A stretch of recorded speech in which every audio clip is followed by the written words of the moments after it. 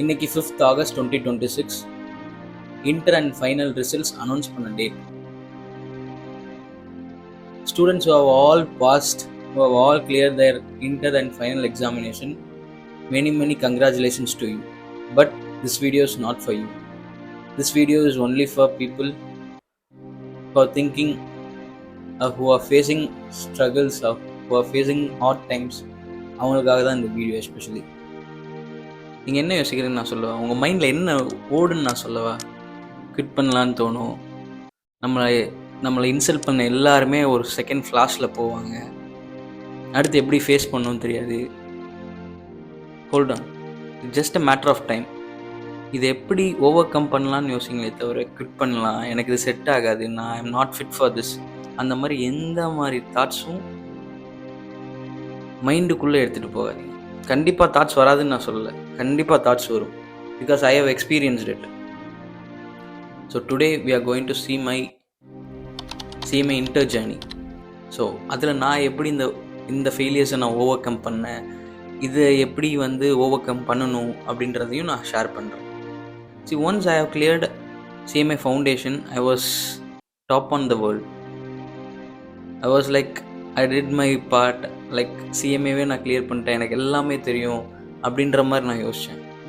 நான் இன்டர் போய் ரிஜிஸ்டர் பண்ணும்போது எனக்கு இன்டர் என்ன இருக்கும், பேப்பர் பேட்டர்ன்னா என்ன, சிலபஸ் ஸ்ட்ரக்சர் என்ன, எத்தனை பேப்பர்ஸ் இருக்கும், இது எப்படி கிளியர் பண்ணணும், எக்ஸாம்ஷன்னா என்ன, அக்ரிகேட்னா என்ன, இது எதுவுமே எனக்கு தெரியாது. ஸோ அங்கேருந்து எனக்கு கைட் பண்ணுறதுக்கு ஆள் கிடையாது. ஏன்னா நான் CMA ஃபவுண்டேஷன் ரிஜிஸ்டர் பண்ணது 2012 சிலபஸ், CMA இன்டர்மீடியட் ரிஜிஸ்டர் பண்ணது இட் வாஸ் 2012 சிலபஸ். அப்போது எவ்ரி 4 இயர்ஸ் சிலபஸ் சேஞ்ச் ஆகும், இது எதுவுமே எனக்கு தெரியாது, இது சொல்கிறதுக்கும் ஆள் கிடையாது. ஸோ நானும் ஒரு ஆர்வத்தில் போய் ரிஜிஸ்டர் பண்ணிட்டேன். ரிஜிஸ்டர் பண்ணி ஃபஸ்ட்டு தடவை போய் எழுதுகிறேன். நான் டு பி வெரி ஃப்ரேங்க், நான் ரொம்ப சும்மா விளையாட்டுக்கு எழுதுனேன். விளையாட்டுக்கு இந்த சென்ஸ் சிலபஸ் எப்படி இருக்குன்னு நான் போய் பார்க்குறதுக்காக எழுதுனேன். நம்ம இந்த காலேஜ் படிக்கலாம் சொல்லுவாங்க, சும்மா செமஸ்டர் எக்ஸாம் எழுத போனேன். எதுக்கு இப்போ எழுத போனோம் அப்படின்னு கேட்டாங்கன்னா, கொஷின் பேப்பர் எப்படி கேட்பாங்கன்றதுக்காக எழுத போனேன் அப்படின்றான். ஸோ சேம் எக்ஸாக்ட்லி அதுக்காக தான் நான் போனேன். போயிட்டு நான் பார்க்குறேன். பார்க்கும்போது எனக்கு ஒரு குரூப் எழுதினேன், 4 papers. Out of 400 I have scored 63 marks. இதுதான் என்னோடய ஃபஸ்ட்டு இன்டர் மார்க். எனக்கு ரொம்ப வருத்தப்படல, ரொம்ப ஃபீல் பண்ணல, எதுவுமே பண்ணல. அப்போ கூட என்னோடய தாட் என்னென்னா, எதுவுமே படிக்காமல் நமக்கு இருக்கிற பேசிக் நாலேஜை வச்சு 63 ஸ்கோர் பண்ணியாச்சு. கொஞ்சம் எஃபோர்ட் போட்டால், இன்னும் கொஞ்சம் ஹார்ட் ஒர்க் பண்ணால் நம்ம ஏன் கிளியர் பண்ண முடியாது அப்படின்ற ஒரு தாட் வந்தது. அகெயின் 2018 என்னோடய இன்டர் ஜேர்னியை ஸ்டார்ட் பண்ணேன். ஏன்னா 2018 நான் காலேஜ் முடிச்சிட்டேன். ஸோ காலேஜ் முடித்த உடனே வாட்ஸ் நெக்ஸ்ட், இது எனக்குள்ளே கேட்ட கொஷினை விட என்னை சுற்றி ஒரு societal culture and societal people இருக்காங்களே, அவங்க தான் அந்த கொஷினை எனக்கு மேலே புஷ் பண்ணுறது. What Arun is going to do next, இதுதான் அவங்களோட நெக்ஸ்ட் மோஸ்ட் வைரல் கொஷினாக இருக்கும் அவங்களுக்கு. அந்த மாதிரி உங்களை சுற்றி நிறையா பீப்புள் இருப்பாங்க. What he or she is going to do next. உங்களை விட அவங்க ரொம்ப ஈகராக இருப்பாங்க.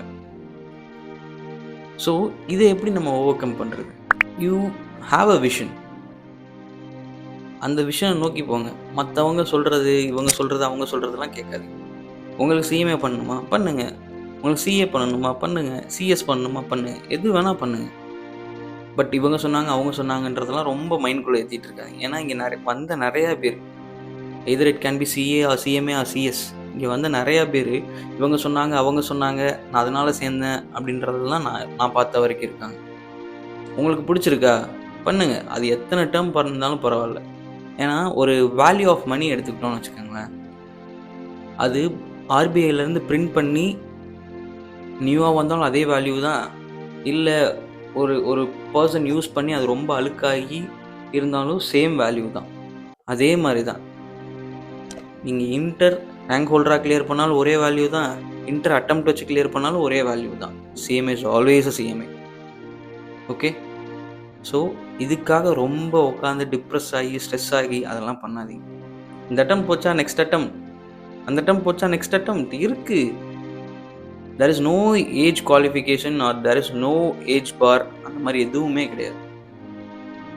நான் இன்டரில் நான் ஃபஸ்ட்டு கிளாஸுக்கு போகும்போது, இன்டர் கிளாஸ் நான் சாப்டரில் பண்ணேன். சாப்டருக்குள்ளே போகும்போது there were 30 people, there were 30 students literally.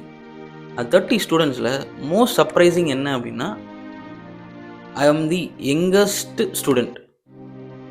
நான் இப்போ என்னோட ஏஜ் வந்து exactly 20. Second most surprising factor என்ன அப்படின்னா, அந்த கிளாஸில் ஃபஸ்ட்டு 2 பெஞ்சில் ஒரு ஏஜ்டு பர்சன், ஒரு ஏஜ்டு லேடி உட்காந்துருந்தாங்க. ஒவ்வொருத்தவங்களையும் செல்ஃப் இன்ட்ரடக்ஷன் கொடுக்கும்போது அந்த ஏஜ்டு பர்சன் சொல்கிறாங்க, he was working in railway. He started to do inter because he need a promotion. அவருக்கு மேபி ஏஜ் வந்து ஒரு 54, 55 இருக்கும். நெக்ஸ்ட்டு ரிட்டையர் ஆகிறதுக்கு இன்னும் ஒரு 5 இயர்ஸ் இருந்திருக்குன்னு வச்சுக்கோங்களேன். But even that time also he has the willpower to do it. See, age doesn't matter, attempt doesn't matter, only your willpower and your confidence matters. நான் inter 2018 பண்ணும்போது கிளாஸஸ் வந்து கண்டினியூஸாக போனேன். ஃபஸ்ட் ஒரு குரூப் எழுதினேன், group 1ல் நான் நல்லா எழுதியிருந்தேன். என்னோட செல்ஃப் எவால்வேட் எப்பயுமே பண்ணி பார்க்கும்போது out of 400 I thought 250. I was expecting 250. But surprisingly result வரும்போது பார்த்தேன் அப்படின்னா 191 தான் வந்தது. ஸோ எனக்கு அப்போ கூட வந்து என்னென்னா, ஓகே 191 ஜஸ்ட் 9 மார்க்ஸ் அவே அப்படின்றது தான் யோசிச்சுட்டு இருந்தேன். பட் எல்லாருமே அந்த சுற்றி ஒரு கேங் இருக்கும் நமக்கு.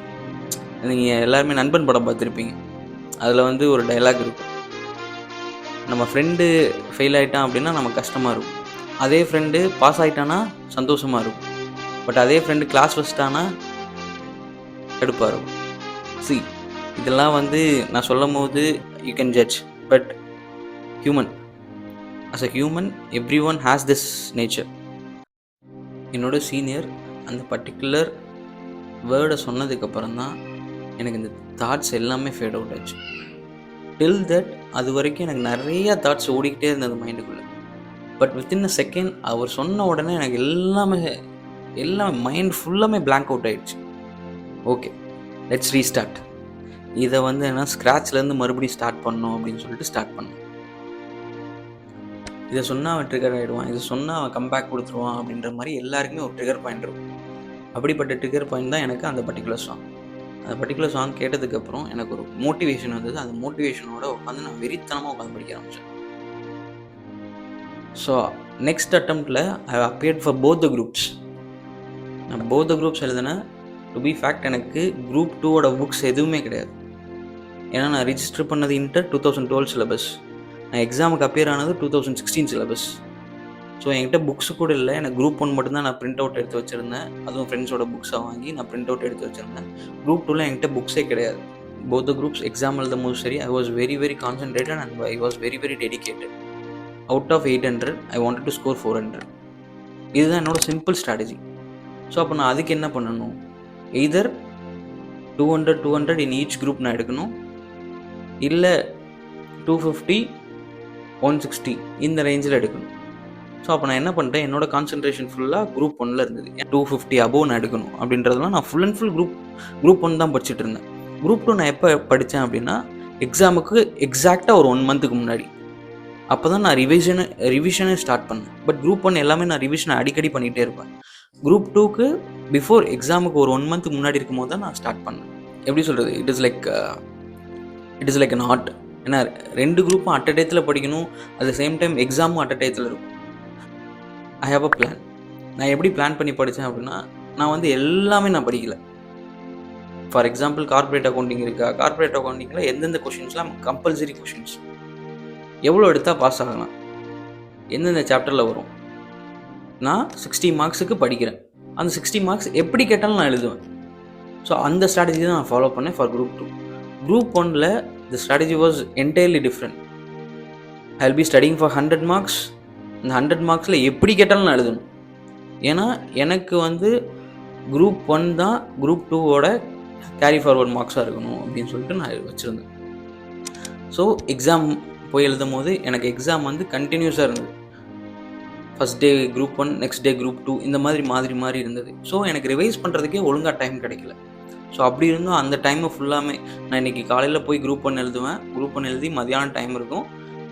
மதியானத்துலேருந்து எக்ஸாம் முடிச்சுட்டு வந்ததுக்கு அப்புறத்துலேருந்து நெக்ஸ்ட் டே எக்ஸாம் எழுத காலையில் வர வரைக்கும் நான் குரூப் 2 உட்காந்து படிக்கணும்.